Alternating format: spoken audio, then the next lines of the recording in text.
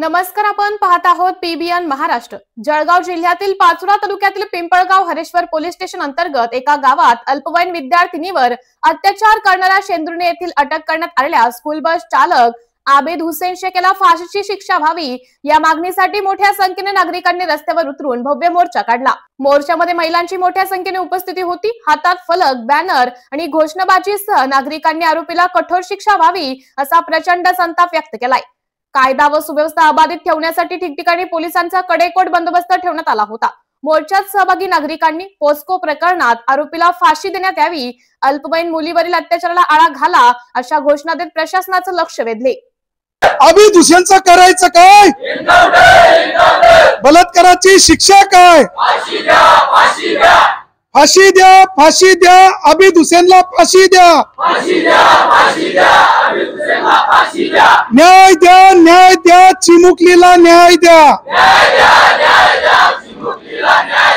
ऐसी सजा इसको दो, आगे कोई बलात्कारी ना हो। लव जिहाद मुर्दाबाद, लव जिहाद मुर्दाबाद,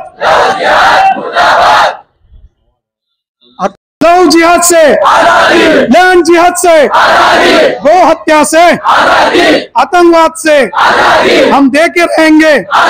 हम दे चुके हैं वक्फ बोर्ड से, वक्फ बोर्ड से, 3 तलाक से हम दे के रहेंगे।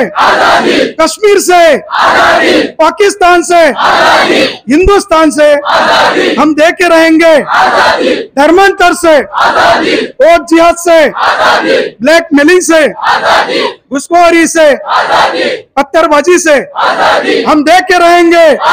हम दे चुके हैं, हम दे के रहेंगे। बोलो भैया, हम दे के रहेंगे, हम दे के रहेंगे।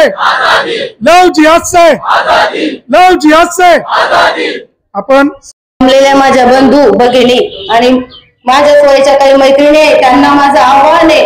आज हा जो मोर्चा निघाला, हा कशा निमित्ताने निघाला हे तुम्हाला सांगायची गरज नाहीये, कारण हा बलात्कार त्या मुलीवर नाही तर हिंदुत्वावर झालेला आहे, हे लक्षात ठेवायचं। आपल्या घरातल्या प्रत्येक मुलीवर, प्रत्येक स्त्रीवर एवढे संस्कार, तिला एवढी कट्टर बनवायची, त्यांच्या मौल्यातून आपली मुलगी, आपली स्त्री एकटी आली पाहिजे, ताटमानेने खाली मान घालून ती आली पाहिजे। नाही, त्यांच्या स्त्रिया आपल्या गल्लीतून जाता, बुरखा घालून जाता, कशा जातात त्या? त्यांना कोणाची सोबत लागत नाही।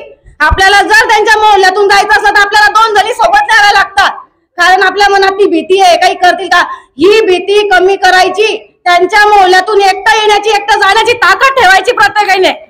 प्रत्येक मुलींना दुर्गाबाईंचे संस्कार द्या, प्रत्येक महिला मातृशक्तीमध्ये या, त्यांना तिथे समजा लव जिहाद काय असतं ते। आम्ही जातो म्हणून आम्हाला माहिती आहे, ज्या घरी बसले ते अजूनही अंधारात आहे। आणि ही जी मशाल आज प्रत्येक हिंदू धर्माच्या याच्यामध्ये प्रत्येकाच्या मनात, डोक्यात जी पेटली आहे ती पेटतच ठेवू द्या, तिला विझू देऊ नका। ती आज, ही मशाल आज जर विझली तर ती कायम स्वरूपासाठी विझली जाईल आणि त्यांना आपल्यावर राज्य करायला वेळ लागणार नाही, हे लक्षात ठेवा। म्हणून माता भगिनींना विनंती आहे, त्यांनी या सर्व गोष्टी लक्षात घ्या। आपल्या मुलीला, आपल्या बहिणीला सांभाळा, त्यांना कट्टर बनवा, एवढंच सांगते। हे सर्व लक्षात ठेवा, कारण आहे ना, हा जो त्या मुलीच्या मनावर, शरीरावर झालेला आघात आहे ना, हा प्रत्येकाच्या आपल्या मनावर आणि शरीरावर झालेला आघात समजून सण वागा। शांतता आपल्या शेंदुर्णे वासियांच्या वतीने या ठिकाणी काढण्यात आलेला आहे। मी आपल्याला सांगतो, पोलीस प्रशासनाच्या वतीने सांगतो की जी घटना घडलेली आहे अतिशय दुर्दैवी आहे।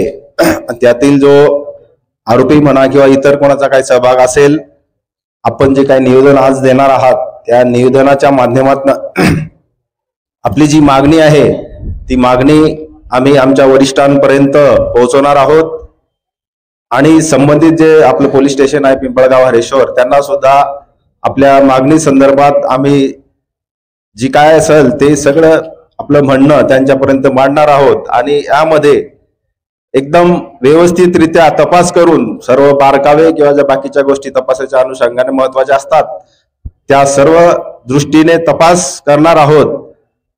सुरुवातीला तपास FIR झाला होता, नंतर त्यात काय काय प्रगती झाली हे सगळं आपल्याला माहिती आहे। त्याप्रमाणे पुढे सुद्धा व्यवस्थित तपास होईल आणि यातील जे आरोपी आहेत त्यांच्यावर कडक अशी कारवाई करण्यात येईल. जय हिंद. बाकीचे पण असेल, आपण त्यांच्या परवानग्या वगैरे घेतलेल्या आहेत आणि आपल्याकडे जे नॉईज लेव्हल सुद्धा मशीन आहे, आपल्याला काय तक्रार प्राप्त झाली आपण लागलीच ती कारवाई पण करून घेऊ.